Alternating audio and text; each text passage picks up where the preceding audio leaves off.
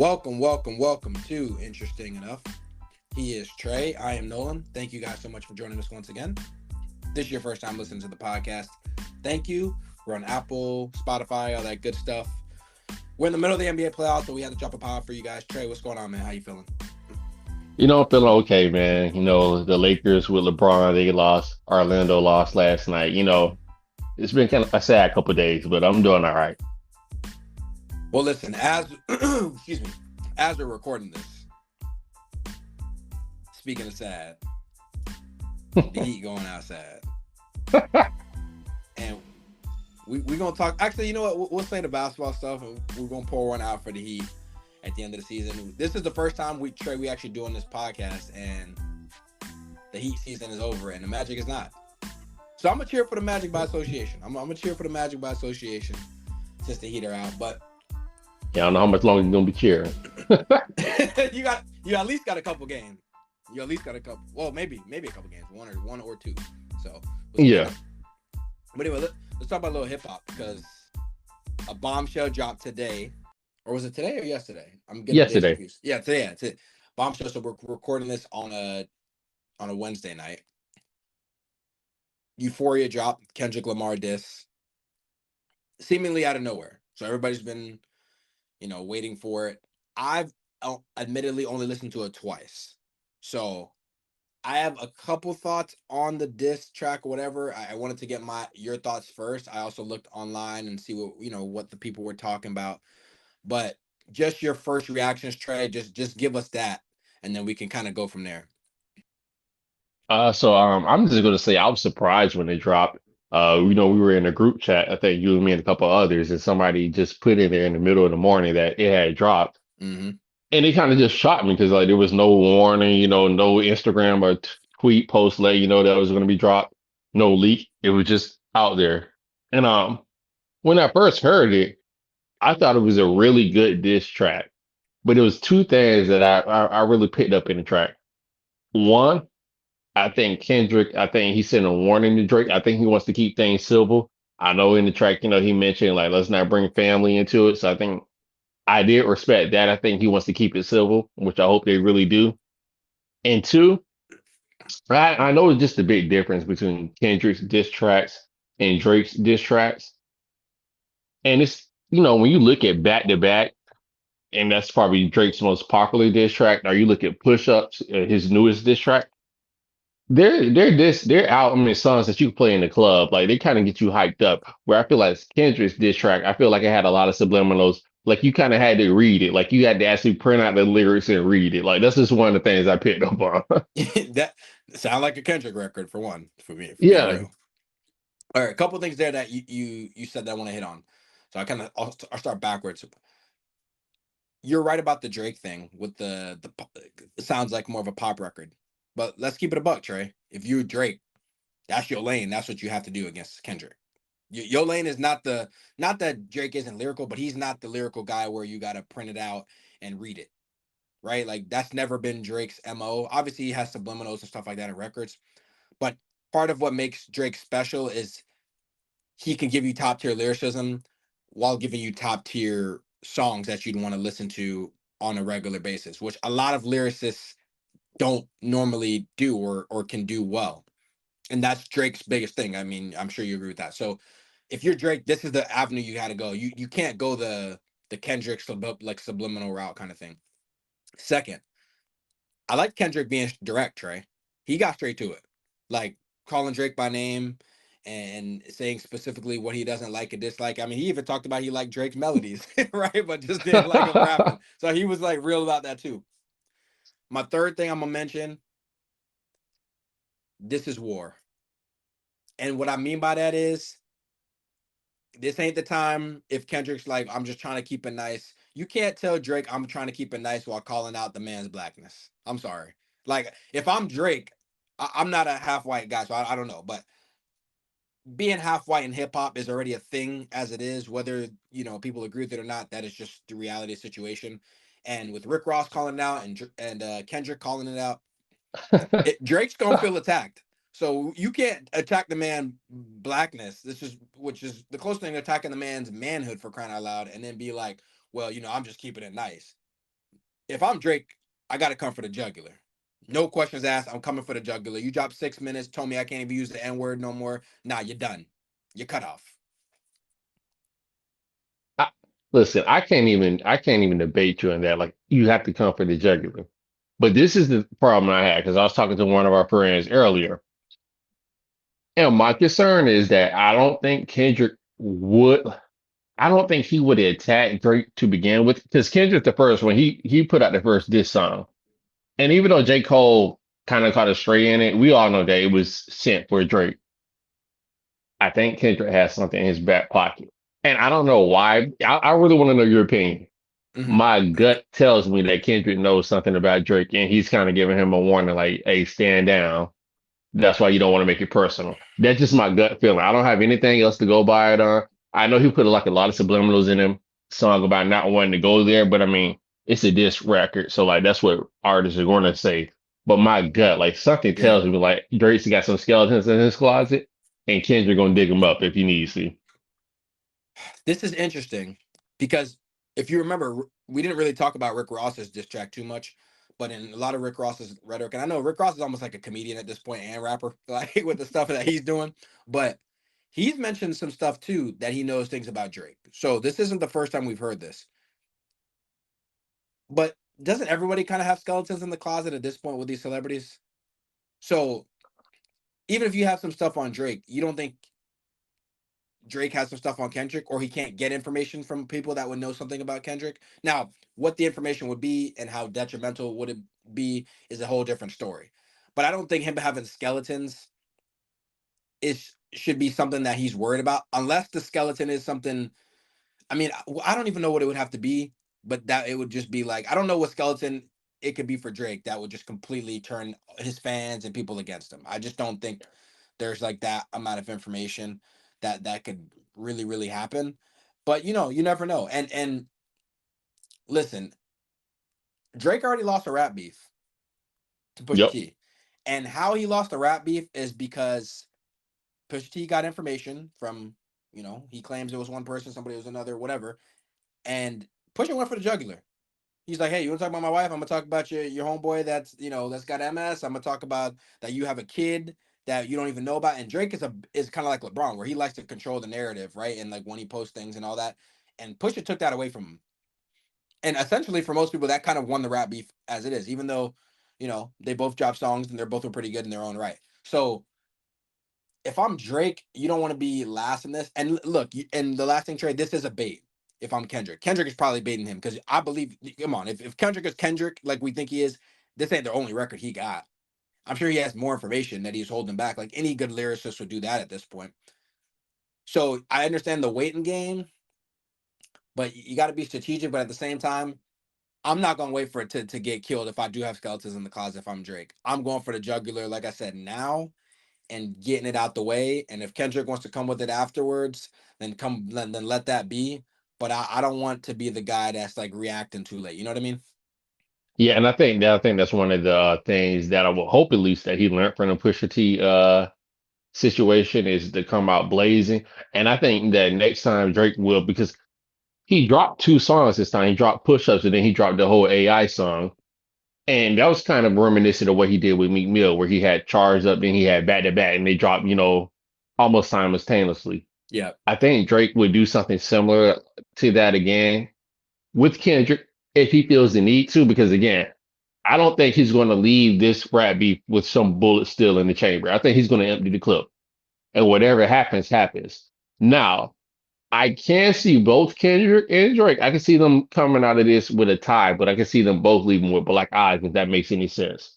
Like they both enter the fight and leave messed up. I can see it going down like that as well. But we've never seen a tie though. Like I Okay, there's hold no. up. Hold up. What about, because we were talking about this earlier before the podcast. What about Nas and Jay-Z when they beat? Because you and I think we both believe that Nas won, but like Yeah. in the court of public opinion, it was closer to a tie Nah. than we like they really meant. Listen, we probably got to get somebody that was really living like that in the '90s. But it seemed like the only people that call it a tie is the Jay-Z fans that don't want to give him a L. Like if we being real, that's what it seemed like to me. Like I think the way Jay-Z, first of all, time kind of creates this narrative too. Because at the time, I think you would say, let's take people back. Nas and Jay Z at the time were considered neck and neck. If anything, some people considered Nas even bigger than Jay Z, right? Like at the time. Yeah. So Jay-Z's catalog and what he's done after that beef and the years later, I think it kind of like makes people forget about that time. And like, yes, he would have probably won or been a tie now because he's been way more successful. And even though Nas has been super successful, but he's been way more successful. He's in a celebrity relationship with Beyonce. I mean, like, right, like there's a million records he has had that's probably been bigger than a lot of Nas's if we just being real. So I think that changes part of it. But at the time, that's a different story. And when you're Kendrick and Drake, you're the two of the three biggest guys in the game. I know people want to exclude Cole because he apologized, but it's a three-headed thing. But if for these two, that's fine. Somebody's got to lose, and Kendrick is aspiring to be like Kobe. Like that's his guy, and he is not like Kobe. If this was Kobe, Kobe would be all in, and Kendrick is all in. And win, lose or draw, he's gonna like they ain't no tie-in with Kendrick. So like I don't think there's a situation like that. And Drake is the pettiest of all petty, and I don't think he's in a situation where he's gonna leave it up to it's a tie and we just all be copacetic and that's about it. I just don't see it happening that way. I don't think either one of them would try to intend for it to end up as a tie, but I think they could just put up. I think Kendrick may win with the backpack rappers and the people that really love the lyricism and are really willing to dissect every single line. Where Drake may win with the pop artists and the pop listeners. The people that go to the club all the time, the people that just want to listen to some music while they're walking to class. Like I Yeah. think in that sense that it might end up being a tie. I don't think that's what either one of them wants, but I think that might just be how it ends up being because again, you're using that Kobe reference where it's like this is Kobe versus MJ. It's like they're so close. I just don't know if you can see a real winner or you can pick a real winner. The only thing is somebody's gonna be considered a loser just because it's gonna be like whoever gets the last word at the same point too. You know what I mean? Because if Kendrick, let's say, drops the last record and Drake doesn't drop a record or respond, people just will take that as Drake losing. Like right or wrong, people will just take that as Drake losing. Like with these rap beefs, it's hard to just stand on your song and that's it. Unless the song you dropped was an absolute bombshell, which is what the Pusha T thing was when he dropped the bombshell about the kid and all that stuff. If one of them drops a bombshell, then they win. And like it goes to your point, we don't know what the bombshell is. So that remains to be seen. Maybe we come on this podcast in a couple weeks and we got the bombshell and then we have our decision. But I think part of that context matters. But just the last thing I do want to say on it, Trey, as much as the rap beef is cool and we get in music, can we just for a second? This could have all been avoided if Kendrick would have just hopped on first person shooter. I'm sorry. If Kendrick would have just hopped on first person shooter, we would have probably had the record of the decade. First of all, by the way, already a great record with just Cole and Drake. I think that's I don't think that's even arguable. Like right with that record, that's a great record. Yeah, yeah, I think And that's but it would have took it to a different level with Kendrick being on it. First of all, we know Kendrick would have came with a fire verse, and second, all three of them on the same record would have been like every rap person's dream. So like this could have all been avoided if Kendrick would have just hopped on the record. Like what? Can I just ask the last thing and then we can move on? yeah. Why do you think Kendrick would not hop on this record if he was asked? Because outside of, is it just the obvious because you felt like he had the issue with Drake and he's not cool with Drake? Because it probably wasn't an issue with Cole. It probably was an issue more with Drake.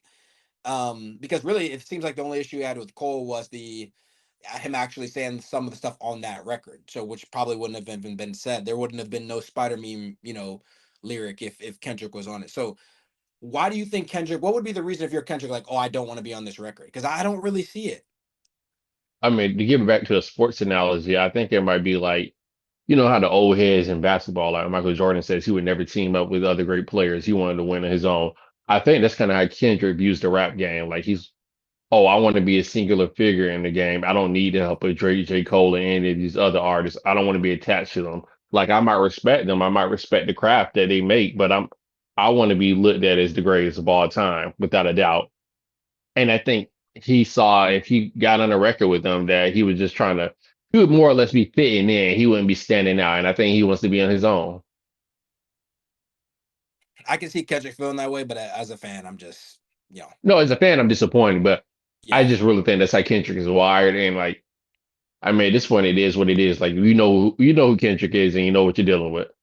We already here. Yeah, it's too late now. There's no point in crying over spilled milk. So there is that. But speaking of tears, I almost cried some tears before this podcast because the Heat season's officially over.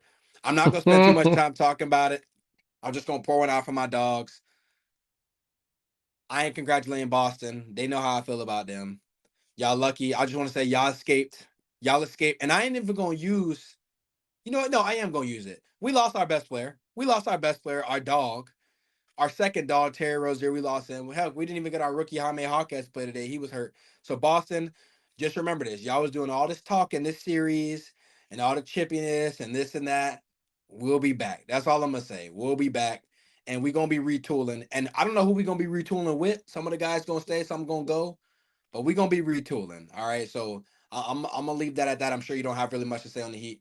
But let's talk about the big news, or the team that we talked about a lot this offseason that didn't get anything done, and that's the Suns. So the Suns obviously got eliminated. Not only did they get eliminated, they got swept by Anthony Jordan and Anthony Edwards. I'm just playing, but what's next for the Suns? Because I'm looking at this roster. They went all in with KD, D Book, and Bradley Beal.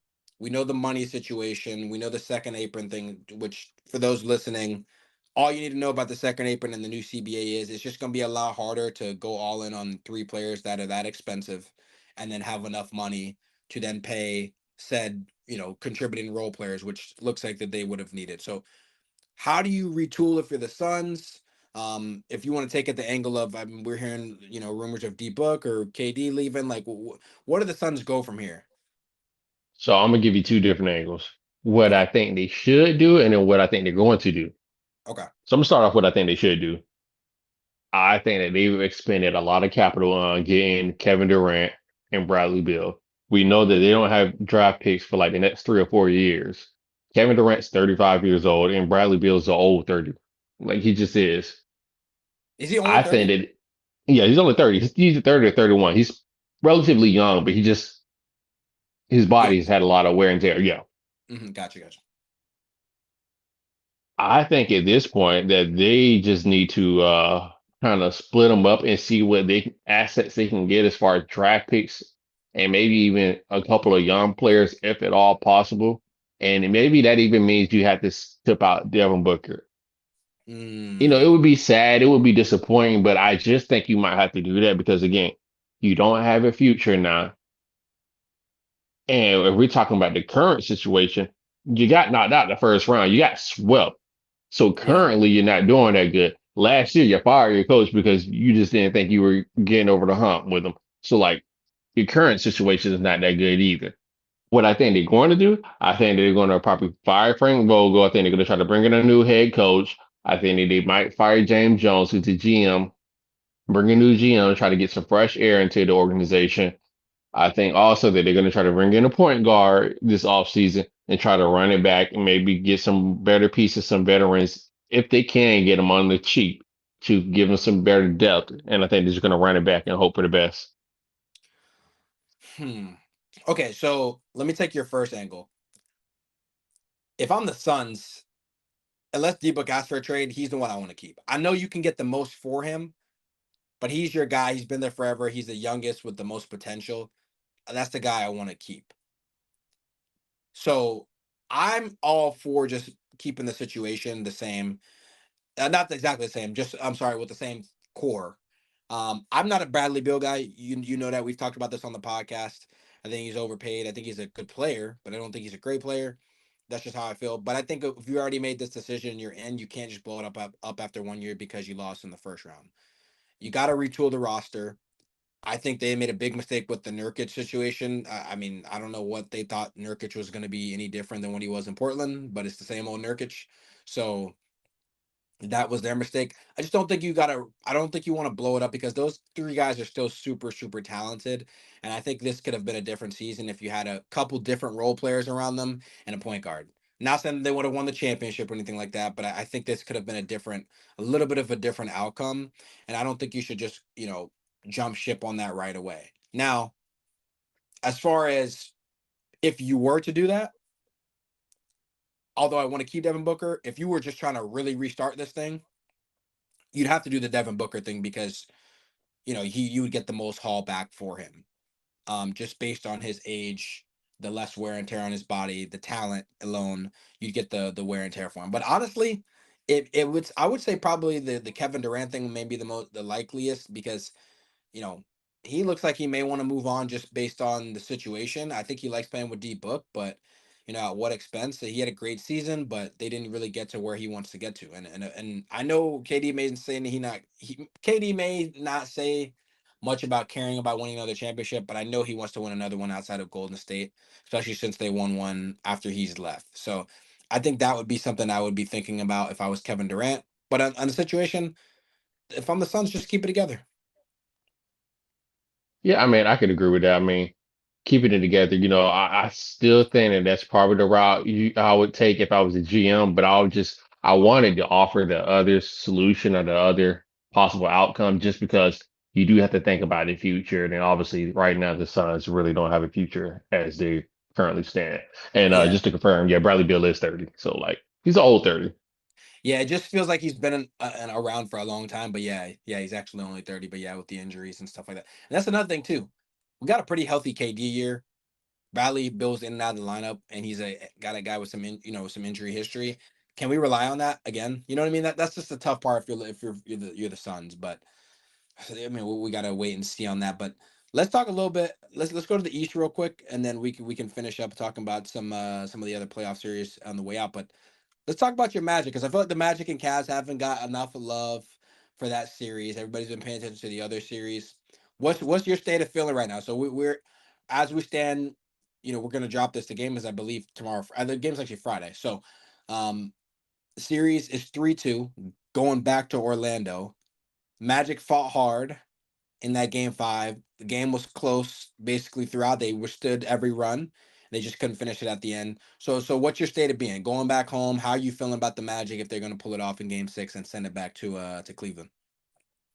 So, I've been talking to one of our good friends, and long story short, um, I'm feeling good with the Magic. Like, win or lose, obviously I want them to win, but just from an organizational standpoint, these guys they need to go into the playoffs, and they achieved that. They needed to play well in the playoffs so they can play more than just 4 games, so they can find a rhythm and see how the playoffs are. Where obviously they're going to play at least 6 games, maybe even 7. So that's a win. Yep. Obviously there's some holes on the team. We could use some better guards, maybe a better wing player outside of Paulo and Franz.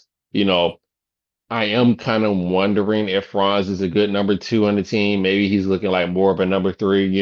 There are some holes that we might need to fill in the future.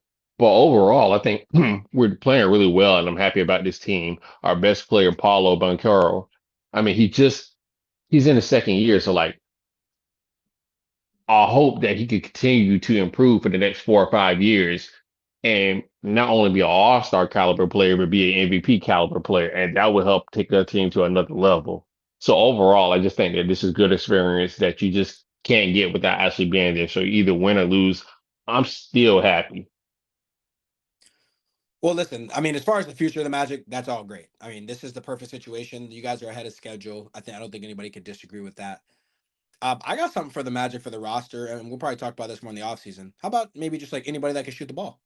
Just anyone, just anyone at any point that can hit a 3-point shot on a consistent basis. I think if I'm the Magic, I'm gonna go get because they're playing hard. They're playing physical defense, and it's a lot of the one man show of Paolo having to get buckets. And I like Franz, but I've already told you guys this. I think Franz is a number 3. I don't think he's a number 2, and that's nothing wrong with him. But I think that we kind of overshot it his rookie year. But I think he's a number 3. I think Paolo's a guy that can be a number 1. He's showing, and I think you're just missing a number 2. And your number 2 would be a guy when Paolo's struggling or Paolo has a tough matchup. He can come in and be consistent. The number 3 is Franz. He'll have games every once in a while, but you're not going to rely on him to be carrying the offense on a regular basis. So just anybody that can shoot the ball for the Magic would be great. But how about for this series? So for future aside, Mhm. what do you think is happening at the end of this series? Are they going to get it done? And again, I know that's your team, so you're putting your objective hat on for a second. Yeah, no, I'm gonna try to be as unbiased as possible. And the way I would answer this is that the Magic have yet to win a away game in this series. So I think game six obviously is going to be on home. I think that they win the home game, but unfortunately, I think it goes to 7 games. And we always know game seven is a toss up, but again, this is a young team. They haven't won an away game in this series as of yet. New to the playoffs for most of these core pieces. I just think that they lose in 7. I can see that happening too. The only thing that, and you heard Chuck and them talk about it, the Magic did play better in that last road game there. So they did kind of prove that they can play there. That part is has already happened, and they kept the game close, and they're really a couple possessions away. At the end of that game, and listen, if they keep that game close in the game, first of all, they got to handle their business in game six. I don't want to overstate that, but if they do go into game seven, it's going to be my best guy, Paolo, against your best guy, Donovan Mitchell, and slash Garland. So we'll see who gets it done. I'm going to be cheering for the Magic, but I mean, honestly, I can really see that series going either way. But let's switch over to the West and probably the second most exciting series in the playoffs, and we're going to get off here and watch this soon, is the Clippers and Dallas. So we saw that great game four. Harden showed up. Kyrie had probably the most amazing layup you've ever seen over three, four people. Um, Kawhi's not been playing, but the Clippers are playing better. Who do you think is going to win this series? Because I've been thinking about asking this question to you, but I actually can see the argument really either way. And it's not just because the series is tied, but there's things that are working to the advantage of both teams. So I don't even know who to go or who to pick in this series. I mean, it's just such a confusing series. I mean, it keeps going both ways. Obviously, like you said, Kawhi, who's arguably the best player in this series, has not been playing. But there's been a recent development where Luca had a knee sprain, and he came out today and said, "Well, his knee is just not doing well. He's not doing as well as he wanted to be doing." So, I say all that to say that that doesn't really leave me with a whole lot of confidence in what Dallas is going to achieve either, because I think in order for them to win, I think they're going to need Luka to be playing at the best of his ability. I think he's going to have to be the best player on the court in order for them to win. Hmm. So I can see that. yeah, I'm honestly leaning towards the Clippers just because I think as of now, taking in this hurt Luca, if we take that into account, I think that they have the two next best players on the court, including Paul George and James Harden. Now, James Harden, we know in the playoffs he can be inconsistent, and Kyrie Irving is balling right now. But I think when James Harden is on, like he was at the end of Game 3, I believe, where he scored 14 points, I believe, in the fourth quarter. If he's on like that, then yeah, I think this is the best team. I think I'm gonna go. I think I'm gonna go with the Clippers, and this is more like I kind of just want the Clippers to win, and the only reason why, and we've talked about this, I think if the Clippers get by the Mavericks, and I think if they're healthy, they're one of the few teams that I think have a legitimate shot to beat a Denver. Like if they have all their pieces and they can actually match up. I just think if Dallas plays the Nuggets, really, the Timberwolves and these other teams, I don't think they have much of a chance, to be honest with you. This is even if Luca was healthy, but especially if Luca's gimpy, they just don't really have enough with those teams. OKC, sorry, I'm disrespecting them. They were the number one seed in the West. So I think the Clippers have a chance, like a really legitimate shot to beat an OKC team that's young and ready to go. Where Dallas, I just don't think that they would have enough in the tank. So I'm hoping the Clippers win because of that, because I think it would be a better series going forward. But honestly, it wouldn't shock me if Dallas, and Luca and Kyrie, one or the other, puts on their cape in either one of these games and then takes over, and then they can get out of this series before even 7 games. Like they're that good and that talented. So, I'm looking forward to seeing that as well too. We didn't really talk too much about Ant. I think we'll talk about him mainly next series, but these young guys that are coming in, because we talked about the face of the league a lot on this podcast. Shea handled his business and swept and swept the Pelicans 4-0. Anthony Edwards handled his business swept the Suns 4-0, excuse me. These young guys that are seem to be balling this playoff series. What are you looking to see? Because we always update this conversation from a Shea or from an Anthony Edwards even this year to kind of like take that mantle or to get closer to that mantle, I should say. I mean, what do they have to do with team success? I think they're doing it right now, just winning the playoffs. And I think they're doing it against the right opponents. And what I mean by that is, they're beating the Kawhi Leonards and the James Hardens and the Russell Westbrooks.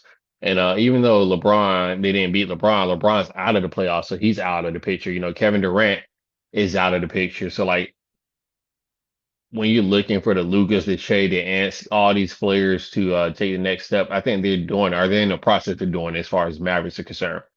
But just beating this old wave of players that are on their way out of the door, that's what you need to do. And if you really think about it, they've done a good job about it because LeBron's out, Durant's out, Kawhi and their crew might be out, Steph Curry's not in here. So like I think they're doing what they need to do, just continue to win. Simple as that. I think that's fair. I mean, speaking of not winning, your boy LeBron, you mentioned that. Before we get out of here, I'm not bringing up to be a hater, but I know he was out of the playoffs. Just real quick, Hedges, what do you think he's going to do this summer besides play with our emotions on social media and not tell us what he's actually going to do? What do you think's actually going on? Is this smoke screens, or is he really going to be thinking about going somewhere else besides LA? I think for the most part, it's smoke screens. I think he wants to put pressure on the LA front office to do something in the summer as far as trades and possibly do something as far as the coaching situation because I'm not sure if he was really a big fan of Darvin Ham. But with that all being said, I will say that as you and I both have discussed, he's going to be going into the Olympics this year and he's going to be teaming up with Steph Curry and Kevin Durant.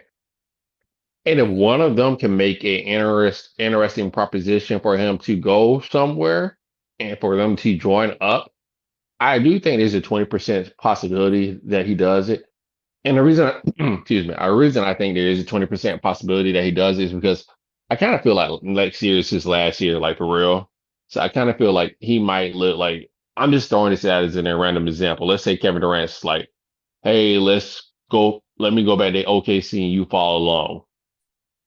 I think he might be willing to do something that's really out of the ordinary just for 1 year because I think he's going to be telling himself, well, this is my last year, so I really don't care.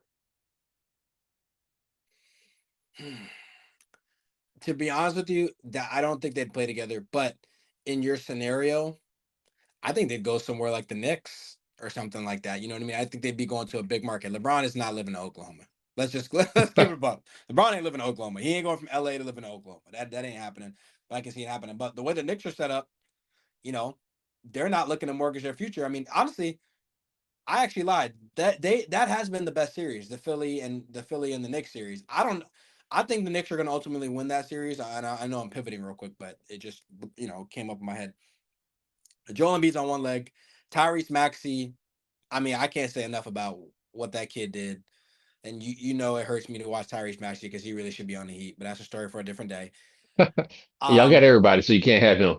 yeah, I guess you can't have everybody, but we should, we could at least have Precious Achua. Oh wait, all right, that's right. He's not on our roster either. That's the guy that we drafted instead of him. But okay, but I digress. And oh yeah, I forgot. Why did we trade Precious Achua? Because we were doing a sign and trade to get Kyle Lowry, who again, wait a second, also isn't on the roster. Okay, got it. All right, so just wanted to make sure we're all updated on how that's going. As we're getting ousted in the playoffs right now because we don't have a point guard. Got it. Okay, so that series, Brunson's been bananas. I don't believe in the Donovan Mitchell thing to New York. I know we were talking about it, you and I. I know that's the thing Donovan might want to do. I don't love that fit if I'm the Knicks. Two small guards. I'm not working with it.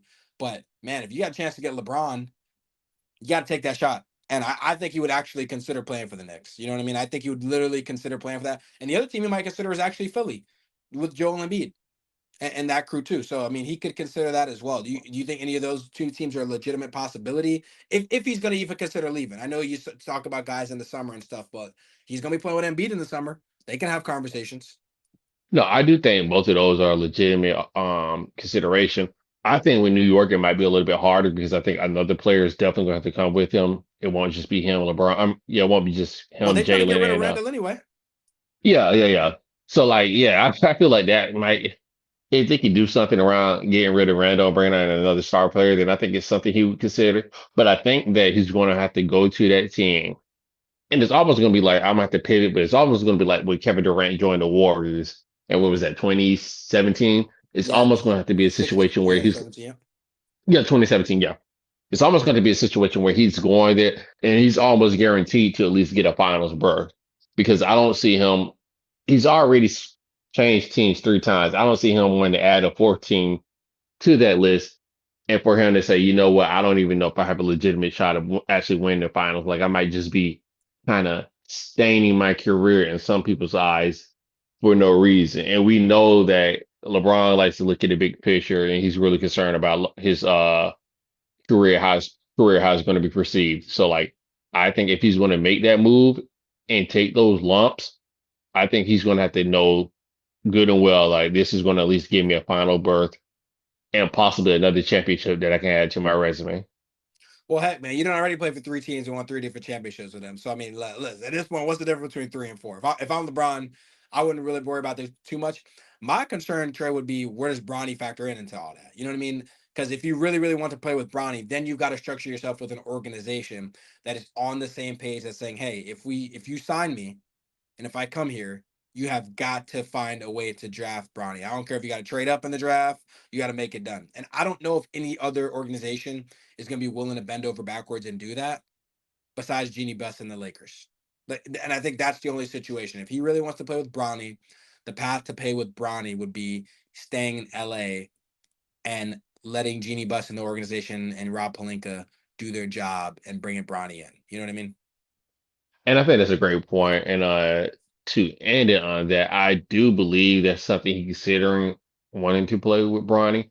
But just being an avid LeBron fan and been following him with the Lakers, I will first say that he seemed to have putting kind of a little bit of cold water on that fire as far as wanting to play with Bronny. Like he's been kind of tapering down those expectations. So I don't know if him and Bronny have had a talk, of course, or maybe he's discussed it with Savannah. Maybe he just don't want to put all that pressure on his kid. But it seems like it's not a guarantee like we thought it was 2 or 3 years ago.